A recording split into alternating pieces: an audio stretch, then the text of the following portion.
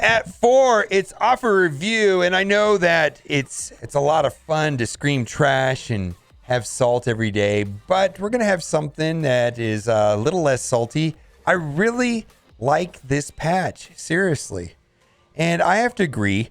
And I think the reason why, and a big shout out to Jibbin who make this post, is like this person's talking about how they have some amazing Ravagers, and if they want to upgrade and make them useful, this allows them to do that, and that they could slowly work on their web warriors. And I think that is the best part is right here. It says, best of all, I am not compelled to speed build any of them. And I just want to say, I personally didn't feel that way about the Eternals. I felt like the Eternals were so good and I had to do it. And I felt the same way about the new warriors and so on and so on. I have a lot to catch up on. And then this person is talking about this will allow them to work on other teams. So I asked this question to chat, and I wasn't really sure what I meant by happy with this patch being light. What I meant is, like, are you happy that this patch is not forcing you to rush to upgrade a lot of things all at once? It's kind of what I was meant by that. Now, it is a double patch with 5 characters, so it's still in alignment with like 2.5 characters per patch, which Scopely does average a little more than that. It's almost 3, but not quite 3 characters per patch. I think someone did the math on it once. It was like 2.8 characters per patch. But in general, most people are happy with this patch being light. And I've been liking to use the word shelvable, which that means is that, you know what, magic, okay, cool. Magic is there. I already have an upgraded Uncanny X-Men, so I can work on magic, and it kind of makes my Uncanny X-Men more useful. But, you know, if I didn't want to, or if I didn't have Phoenix, I could probably just get magic and shelve her, right? Same thing with the web warriors. You know, I'm not going to be able to use them right now. I don't have to rush them right away. I can shelve them and slowly work on them until I get to a place where they're better than my symbiotes, or when my symbiotes stop being effective, then I can let them take over because they are better. And then same thing with Star-Lord. I mean, I can get him, I can unlock him, I can work on him when I want to. And for me, I'm probably not going to work on my Ravagers. And of course, there's this idea that, someday later, Scopely's going to make us do something with the Ravagers. You're going to suffer, and that may be true.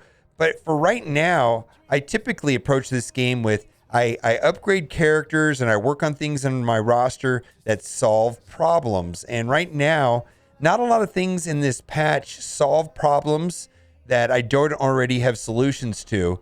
Like all those teams in war for Ravagers and Magic, I've already got that solved. And so those 2 teams, Star-Lord Ravagers and Magic with the Uncanny X-Men, they doesn't really solve any problems. Web Warriors doesn't solve any immediate problems. Yes, I do struggle a little bit with symbiotes inside of Doom 2.3, but I get through it, right? So anyways, I'm happy with this patch being light. I don't even know what that means, really. Anyways, now back to the salt. Stop putting Loki and Mystique in raid nodes.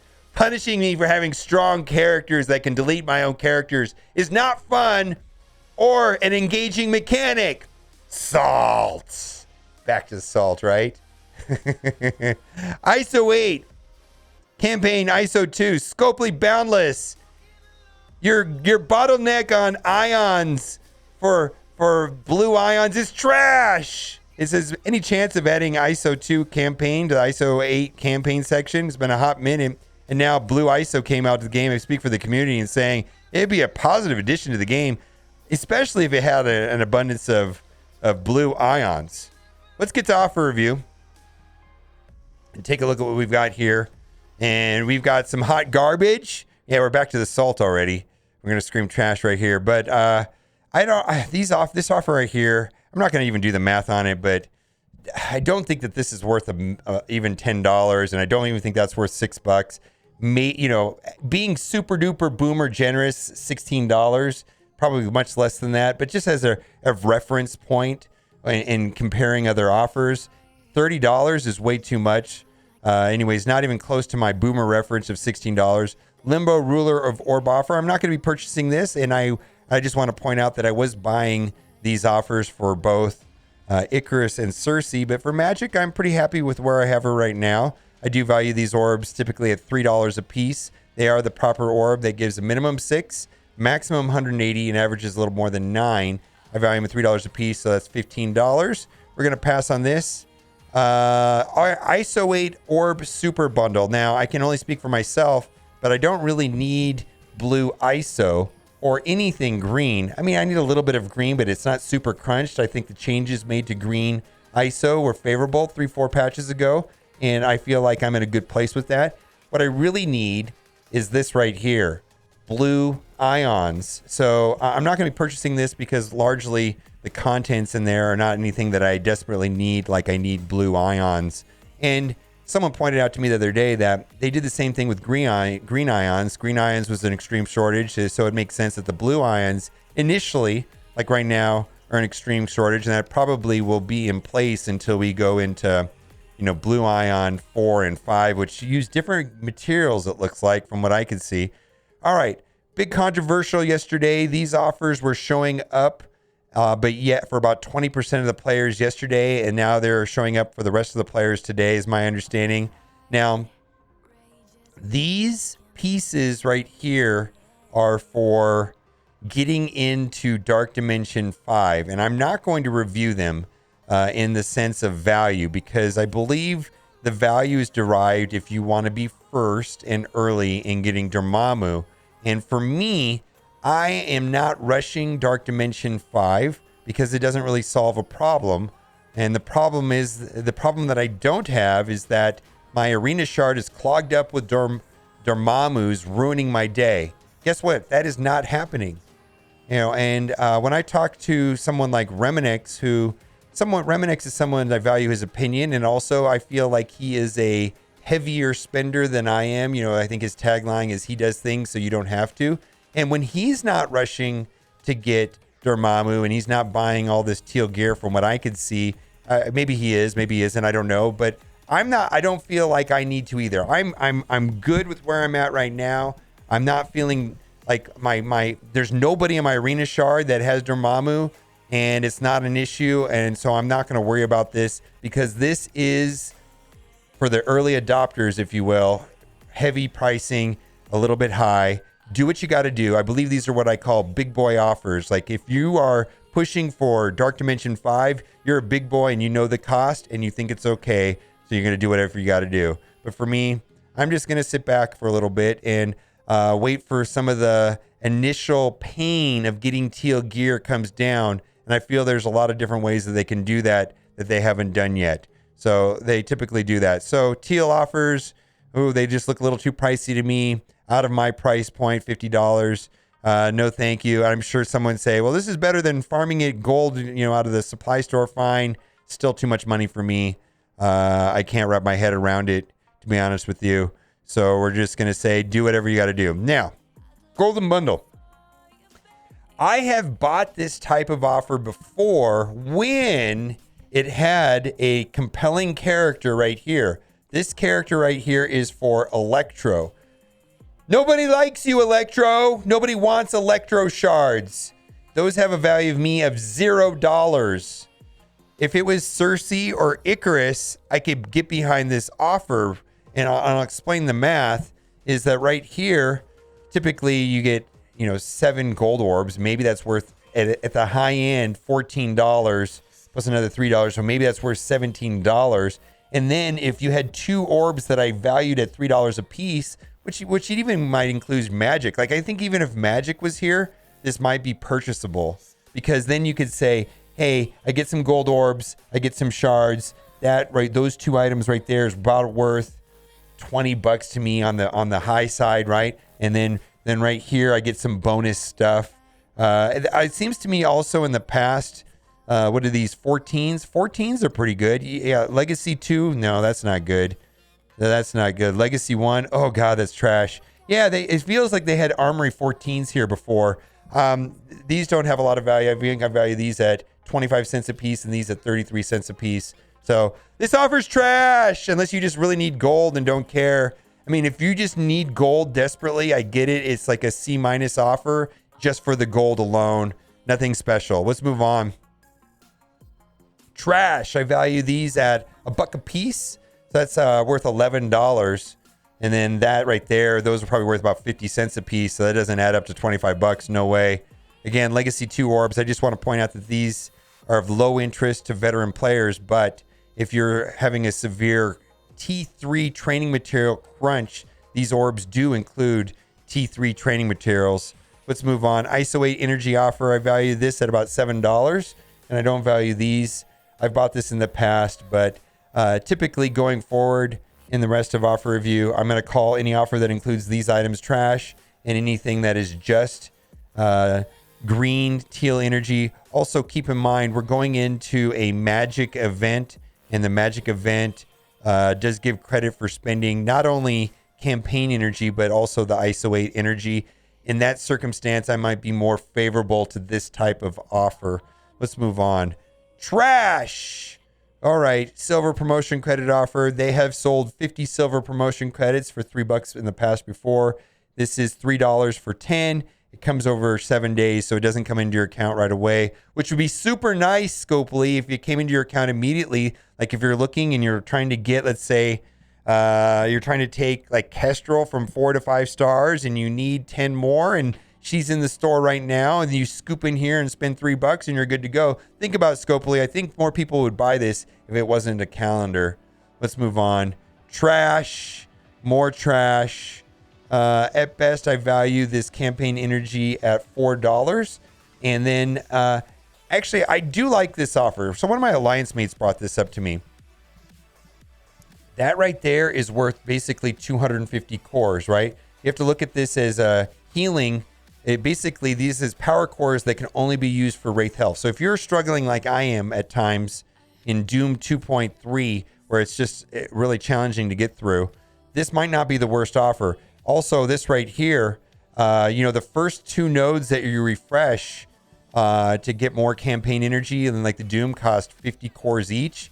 So at a minimum, if you split this up over, like, let's say 3 days, that's 250 cores. So 250 cores, 250 cores, 500 cores. And then right here, I value this at about $4. This technically adds up to about $10. If, and only if, you're struggling in the Doom raids and you're pushing for 2.3. Like, I'm not going to lie, there's days where we push and do 100% on Doom 2.3, and it is challenging. 2.2 is challenging. 2.3 is bonkers. And having this available is helpful sometimes on those days and getting through it, rather than just spending power cores to get through nodes when you have to get through that tech node. Ugh. Anyways, let's move on. Orb draft. We're going to pick this up. At best, I value red star orbs at $1.50 piece. So yes, premium orbs $1. Training orb $1.50. 14 basic orbs are worth about 90 cents. So this is a guppy snack. We're going to pick this up for $1. All right. So we're going through Amazon Coins. Link to Amazon Coins is in the description. I'm sponsored by Amazon Coins, where you can save up to 20% of your Marvel Strike Force in-app purchases. I personally save myself about $100 a month. So that's been a good deal. And I'm hoping for red stars right now because we just got a notification I got a training material, which is fine. We just got a notification saying that Magic is leaving the boosted drop rates, which means that Ghost Spider's around the corner. And I'm personally hoping that we get a day off so that we get the 10x dark promotion credits, so that I can finally get Doom to 5 stars. Let's move on. This is reasonably enough if you need training materials and power cores. I've never bought it before. And the rest of this stuff is all trash. We're just going to scroll down to the bottom and see if there's anything worth talking about. And then we're going to toggle over to the free-to-play account. Let's see if we've got anything different over there. We've got it's hard to justify $29 for $30, not $29, $30 for 50 character shards when they're not like brand new characters. Now, I know there's a lot of people unlocking Jubilee tonight, and congratulations to everybody that's unlocking Jubilee. Jubilee and her Astonishing X-Men as the premier mutant raid team. And at some point in the Doom raids, they do require the help of Iceman and Kitty, but they are available by normal means. This is kind of like a super expensive accelerating that progress. Anyways, but yeah, you do eventually. I have found that at some point in the Doom raids, that is the only team that successfully gets through the mutants. It's actually one of the harder nodes. Very random, but you can get through it but you need the full team, including Iceman and Kitty. All right, let's scroll through. Oh, Silver Surfer. The start of the power creep, in my opinion. It seems like $35 for 50 character shards. I remember when they sold them for $20 for 50 character shards. You've got this right here worth $1.50, and that's worth about $2, but still nothing too exciting. What's kind of sad to me is I don't use him inside of the raids anymore. Eternals have replaced him, and I just don't need him inside the raids at this time. Let's move on. Ghost will help you unlock Jubilee. My understanding is that Ghost is really the only character that you need to put a lot of resources in if your main focus is unlocking Jubilee. Jubilee requires 5 Pimtech members at 5 stars to get Jubilee at 5 stars, and Ghost is the only one that is not trash. Although Ghost, I think, has seen better days. She was dominant, of course, in Dark Dimension 4 along with Mr. Sinister, but I think most people have stopped even recommending Ghost for that at this time.